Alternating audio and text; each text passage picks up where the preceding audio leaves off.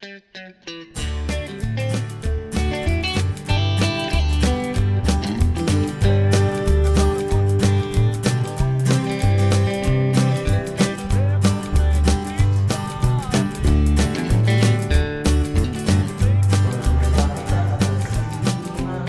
bom, alunos? Como é que vão? Nós estamos num processo aí de enclausuramento, não é? Mas vamos continuar com a nossa matéria e nós vamos falar a respeito dos espelhos hoje esféricos. Nós falamos muito desse espelhinho aqui que é o espelho plano, estão lembrados? E daqui a pouco eu vou mostrar para vocês como é que é o símbolo dele, porque é importante saber o que tem aqui atrás. Aqui atrás é a parte não espelhada, que é a parte que tem aquele risquinho, tá? Que eu vou mostrar. E essa parte do espelho plano, a característica principal dele é a simetria, lembra que a gente falou disso? Imagem virtual, né? Ele é enantiomorfo ou reverso. O que a gente vai ver agora são os espelhos ditos como esféricos. Temos esse aqui, que ele tem uma barriguinha, que é o espelho convexo. E temos esse outro, que esse é também convexo. Os dois são convexos, mas tem um que é o côncavo, que eu me esqueci de trazer. O côncavo ele tem uma concavidade e ele é muito estranho. Ele parece uma colher. Você pegar uma colherzinha agora você vai conseguir. Se vocês tiverem algum espelho aí na casa de vocês que aumenta o tamanho do rosto, pega ele que ele vai ser importante para a nossa aula. Tudo bem? Então, bora lá começar a explicação de como é que a gente trabalha com os espelhos esféricos. Vamos nessa? Basicamente, o importante é você saber que o espelho plano ele tem um símbolo e o símbolo dele é uma linha reta, não é? Com um achurado atrás. Essa parte é a parte de trás do espelho. No caso do espelho côncavo e convexo, o espelho esférico, como é que ele é feito? Ele é feito assim, ó. Nós temos, imagine uma esfera, uma bola, uma esfera. Nessa esfera, eu vou cortar essa esfera bem aqui, assim, eu tiro uma fatia com um pedaço de uma faca. Muito bem. Então vamos supor que isso aqui é uma faca cortadora de esferas espelhadas, e aí nós vamos perceber que esse pedacinho, deixa eu pegar aqui nós vamos perceber que esse pedacinho, ao sair, vai gerar um que a gente chama de calota, é um pedaço da esfera, e a parte externa dessa calota a gente chama de convexa. E a parte interna a gente chama de côncava.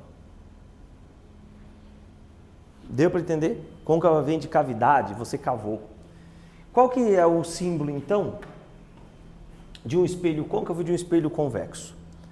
Bom, o símbolo de um espelho côncavo e de um espelho convexo, deixa eu só tapar aqui o negócio aqui.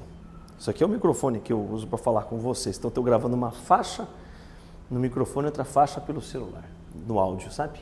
Então, ó, o espelho convexo e o côncavo, eles têm o mesmo símbolo. Vou fazer com a régua aqui. Aí você vai falar assim, mas professor, você está desenhando uma reta. É verdade, parece, né?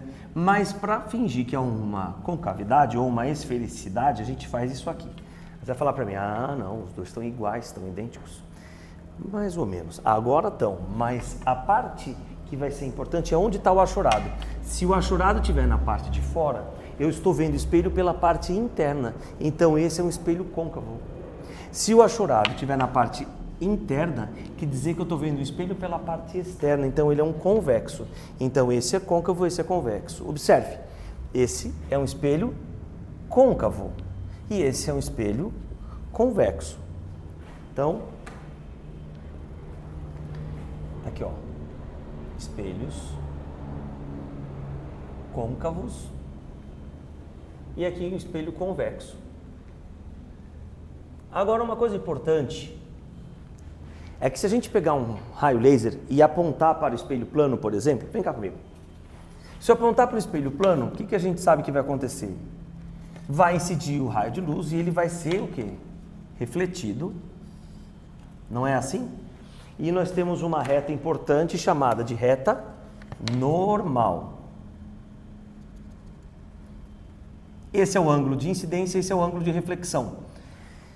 O que vai acontecer aqui? Nós sabemos que esses ângulos, eles são iguais. Isso é o espelho plano. No côncavo e no convexo, o que vai acontecer é assim, olha.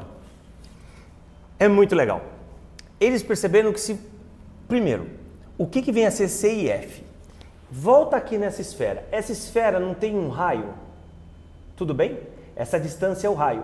O raio é a distância do ponto central até o centro dessa esfera. Então esse C seria o centro dessa esfera. E eles perceberam que se eu pegar um raio de luz paralelo ao eixo principal desse espelho esférico, ao refletir, todos os raios vão passar num ponto. E esse ponto ele chamou de foco. O que acharam interessante foi que o foco é a metade do raio. Então, se o raio for de 10 centímetros, o foco cai nos 5 centímetros. Se o raio for de 20 centímetros, o foco cai no 10. Como que funciona para o espelho convexo, sendo que o foco está do lado de dentro? Do espelho convexo acontece a mesma coisa. No entanto, como ele está na parte interna, o raio de luz não vai lá para dentro. O que faz com que a gente diga que o foco do espelho convexo é um foco virtual, enquanto que o foco do espelho côncavo é um foco real. O que mais que eles perceberam? Perceberam que se passar um raio de luz pelo centro, se um raio de luz incidente no espelho côncavo ou convexo passar pelo centro, ele incide e reflete pelo mesmo caminho. Olha aqui, mas e aqui? A mesma coisa. No entanto, a gente lembra que o que está dentro do espelho não pode ser um raio riscado, é pontilhado. Portanto, o centro acontece igual, no entanto, o centro ele é virtual. Qual outra coisa que eles perceberam? A lógica de que se você passa um raio de luz paralelo, ele vai pelo foco, a teoria da reversibilidade do raio de luz permite você dizer que o contrário também é verdade. Se eu fizer um raio de luz que incida passando no foco, no seu reflexo ele volta paralelo. Olha que legal esse. Como que funciona para o espelho convexo? É a mesma coisa, lembrando que o foco está virtualmente atrás do espelho.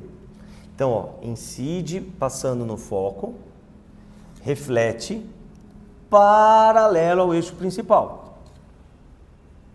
E o último é o do vértice. O do vértice é um dos pontos que a gente mais vai usar. Então, atenção vocês que esse daqui é um ponto que é bom, útil, fácil, ao mesmo tempo tem que prestar atenção.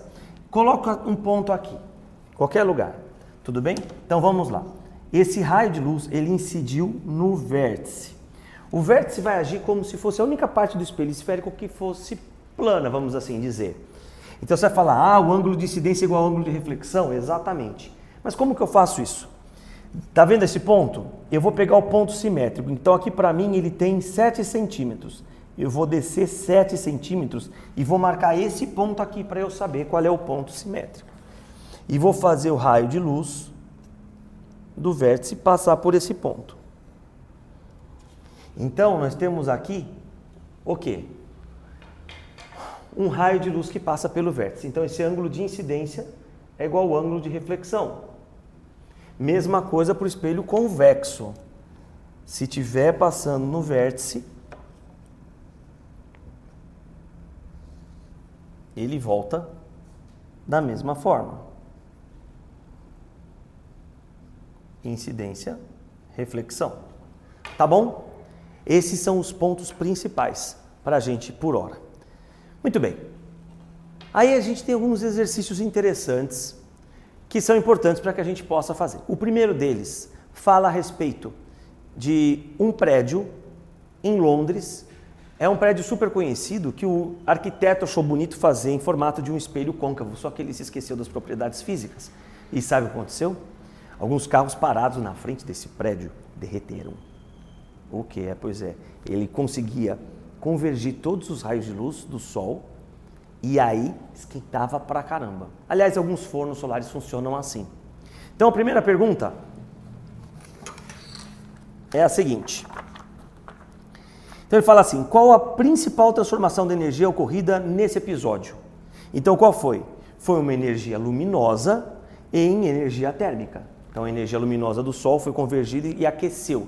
Então a resposta do item A da primeira questão da página 205 é energia luminosa em energia térmica. B. Qual tipo de espelho que pode ser associado àquele arranha-céu?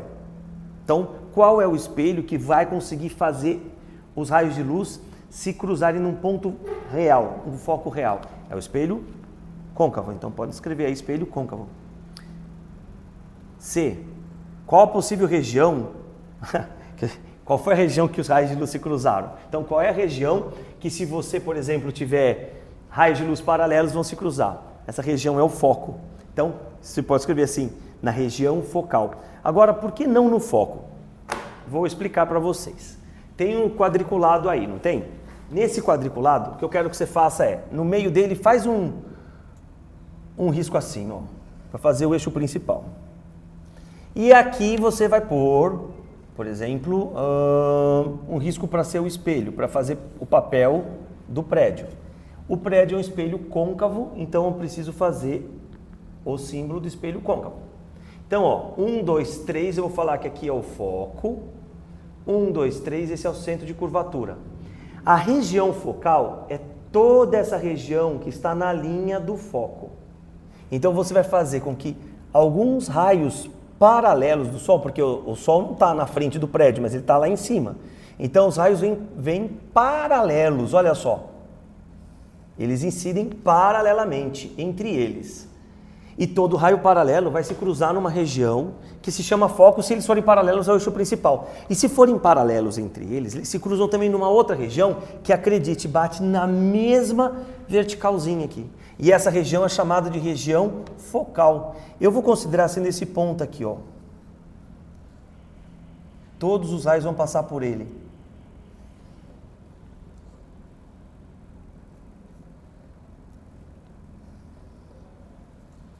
Então pronto, ó. Região focal. Esse foco a gente chama de foco secundário, tá bom? Foco principal e foco secundário. E para terminar, nós temos aqui o exercício 2. No exercício 2, aparece um desenho assim, não é? É um farol de carro. E nesse farol de carro a gente vai perceber que ele é composto por dois espelhos esféricos, dois espelhos côncavos. E a pergunta dele, é um teste, tem uma pergunta implícita, é qual posição que essa lâmpada está para cada tipo de espelho esférico. Então vamos analisar com relação ao espelho 1. O raio de luz dessa lâmpada, ele sai de um ponto qualquer, ele incide lá no espelho, só que ele reflete paralelo. Será que você é capaz de me dizer qual seria esse raio notável? Vem cá comigo, vem, me acompanha. Olha só, dando uma olhada para o espelho côncavo aqui. O Fernando está lá, mostra o Fernando. Então, tá. Eu iria dar um abraço nisso, só que o corona não me permite. Então vamos lá. Quais desses raios notáveis aqui a gente tem que faz com que o raio de luz, ao ser refletido, seja refletido paralelamente? Então aqui a gente incide paralelo, passa pelo foco, não é esse. O do centro de curvatura também não é, porque ele vai e volta pelo mesmo caminho. Achei! O raio que eu escolhi é esse aqui. Então se passa pelo foco, volta paralelo, ok? Por essa razão, vamos voltar. Por essa razão, quando eu chego aqui, eu percebo que essa lâmpada, para fazer este tipo de desenho do raio de luz, eu digo que essa lâmpada está no foco do espelho E1. Agora, com relação ao E2, eu percebo que o raio de luz ele incide e reflete pelo mesmo caminho. Vamos ter que voltar lá para descobrir qual é esse raio de luz. E quando eu volto nos meus desenhos dos raios notáveis, é este aqui. Ele teve que passar no centro de curvatura, então, vem comigo. Nós dizemos que essa lâmpada está no centro de curvatura do E2. E isso vai dar a alternativa dedicação. Dedicação é com D. Então, até a próxima aula.